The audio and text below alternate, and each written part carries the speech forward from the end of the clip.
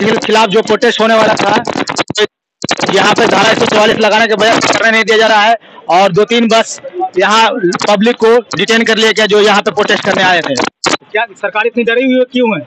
Sir, सरकार इसलिए डरी हुई है कि अगर ईवीएम हटा दिया जाएगा, बैलेट पेपर से इलेक्शन किए जाएंगे तो इनकी पोल खुल जाएगी, ये हार जाएंगे और इनको ये सत्ता की कुर्सी से चिपक के बैठे, इनको उठना नहीं है। आप कहाँ से आए हैं? सर, हम लोग पूना से आए हैं, सुबह से यहाँ पे है, पुलिस हम लोगों के पीछे पड़ी है। यहाँ पे पूना से आए हैं, गाड़ी भाड़ा लगा के काम धाम छोड़कर यहाँ इनको रोका जा रहा है। वो भानु प्रताप सर, प्रशांत भूषण सर और मोहम्मद प्राचा सर के साथ हम सपोर्ट के लिए आए थे, उनसे बात भी हुई थी हमारी।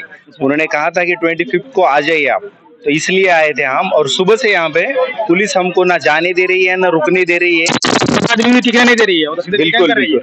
और जब मोहम्मद सर आए थे उनको भी अभी उठाकर कहीं पुलिस स्टेशन में लेकर गए हैं, डिटेन करके। इनको मोहम्मद सर को, मोहम्मद प्राचा सर, मोहम्मद प्राचा को अरेस्ट कर लिया गया दिल्ली पुलिस की तरफ से। जी हाँ, और वो जब उन्होंने ईवीएम के खिलाफ आंदोलन छेड़ा है तब से हम उनको फॉलो कर रहे हैं और उनके विचारधाराओं को मानते हैं। भानु प्रताप जी आप भी यहाँ पे नहीं आए लगता है? नहीं आए थे, लेकिन मोहम्मद सर आए थे, उनको उठाकर पुलिस लेके गई है। तो आप देख सकते हैं पुलिस कितनी डरी हुई है और सरकार कितनी डरी हुई है। और मोहम्मद सर ने भी खुद बोल दिया उस दिन कि आपको खुली छूट दी गई है अमित शाह की तरफ से कि आप गोली भी चला सकते हो हमको।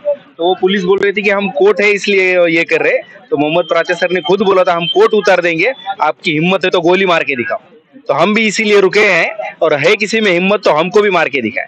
हम पूना से यहाँ पे इसलिए। आप सरकार को चैलेंज कर रहे हैं? बिल्कुल सर, ओपन चैलेंज कर रहे हैं सर। हम सरकार और पूरा सिस्टम सबको चैलेंज कर रहे हैं सर। हम महाराष्ट्र से यहाँ तक आने की हिम्मत करते हैं तो उनको चैलेंज करने की भी हिम्मत भारत का आम जनता है सर। अच्छा, तो प्रधानमंत्री जी को क्या करना चाहिए? इतना डरे हुए क्यों है? वो इसीलिए डरे हुए हैं ना कि सत्ता से निकलेंगे तो उनको जब तक जिंदा है तब तक जेल में ही सड़ेंगे, इसलिए वो डरे हुए हैं। तो क्या करेंगे आप? प्रोटेस्ट करने के लिए इजाजत नहीं दिया गया तो? नहीं जिएंगे तो भी हम आएंगे और आएंगे सर। अभी ये पूना से दिल्ली तक आए, अभी हम पूना में चढ़ेंगे और पूना में जाके प्रोटेस्ट करेंगे सर। पूना में जाके कीजिएगा? बिल्कुल करेंगे सर। तो अभी किसान को जो बॉर्डर पे रोके हुए हैं, शंभू बॉर्डर पे, उनके बारे में समर्थन करते हैं? बिल्कुल करते हैं सर, और यहाँ से खत्म होने के बाद हम वहीं जाने वाले हैं। आपको नहीं लगता है कि जब भारत सरकार उद्योगपतियों को कर्जा माफ कर सकती है तो किसानों को कर्जा माफ होना चाहिए? बिल्कुल माफ होना चाहिए सर। उद्योगपतियों ने क्या किया है? उनका कर्जा माफ होने के लिए उन्होंने क्या किया है? पैसा लूट रही है, जनता का पैसा लूट रही है, कर्जे माफ कर रही है। नीरव मोदी हो, चौकसी हो, माल्या हो, सबको भगा रही है कर्जा दे दे के। तो यहाँ पे उनको लाने वाले थे, उस वायदे पे उनको इलेक्टेड किया गया था, उन लोगों को चुना गया था। तो देखिए कि जो शंभू बॉर्डर पे हाल नजारा देखिए कल लाइव सब मालूम पड़ेगा। मैं वहाँ जाकर रिपोर्टिंग किया, आपको वीडियो दिखाया था, वहाँ पे क्या हालात बन चुका है, कैसे भूखे प्यासे रह के एक टाइम के खाना खा के अपने अधिकारों का बचाने की कोशिश किसान कर रहे हैं। और वहाँ पे 2 किसान की मौत हो गई है, 400 से लोग अधिक घायल है, हॉस्पिटल में भर्ती है और वहाँ पे उनको रोका जा रहा है।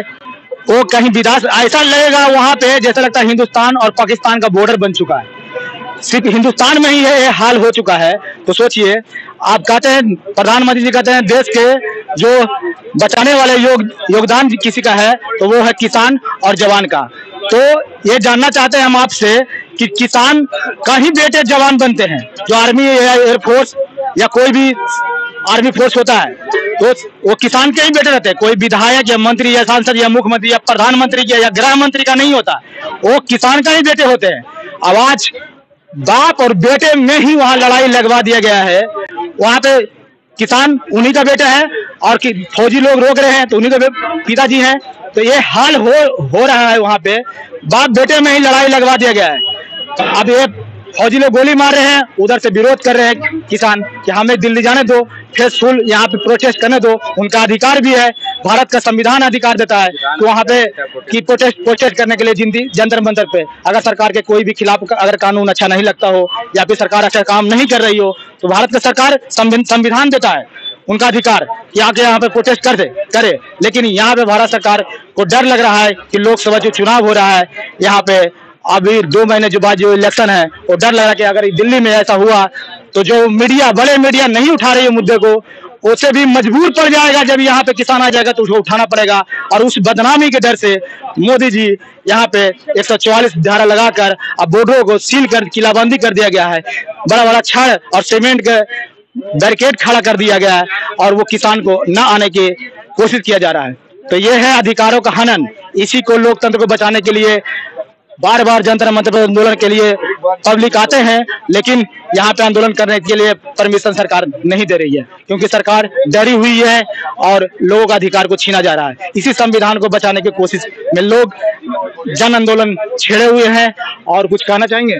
सर, आपके जैसे पत्रकारों का मैं अप्रिशिएट करना चाहूँगा, जो कि गोदी मीडिया है, जो गोदी में बैठते हैं, उन लोगों में इतना हिम्मत नहीं है कि वो आपके जैसे जाके पत्रकारिता करे और खुद ओपन होके इतना हिम्मत से बात कर सके। तो आपको क्या लगता है कि जो बड़े मीडिया है उनके तरफ से कहीं से पैसा आता है क्या? बिल्कुल सर, नहीं दिखाते। बिल्कुल सर, लोगों ने मुंह पर कहा है, उनको हिरेन जोशी का कॉल आता है उनको, और उनका पूरा डे सेट होता है।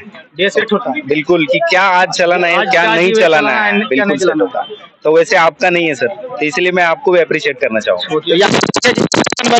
सहारा वाला का जो आंदोलन हुआ था, यहाँ एक भी मीडिया को यहाँ से फोन किया गया, बड़े बड़े मीडिया को, कि आइए हमारे खबर को दिखाइए, जो हमारे 2012 से सहारा वाला जो पैसा नहीं मिल रहा है इसलिए यहाँ पे आंदोलन कर रहे हैं। तो यहाँ पे कोई मीडिया आने को तैयार नहीं है, सरकार भी सुनने को तैयार नहीं। सरकार एक झूठ मूठ का ऑनलाइन फॉर्म भर दिया है, निकाल दिया है, और वहाँ बोले कि सभी को 10-10 हजार रुपये मिलेगा। मिला है मात्र हजारों की संख्या में, और इन्वेस्टर 12 करोड़ के लगभग में है। तो सोचिए 2 महीने में हजारों की संख्या में वो पेड किए हैं, तो करीब 12 करोड़ में ये सरकार कितने दिनों में पैसा लौटा पाएगी, और वो भी मात्र 10,000 रुपया। मान लीजिए किसी एजेंट कस्टमर को 10 लाख रुपया जमा है, तो मात्र उसे 10,000 रुपया दिया जाएगा, जबकि ऑनलाइन फॉर्म में उनसे सिग्नेचर भी लिया जा रहा है कि पैसा आपको दिया जा रहा है।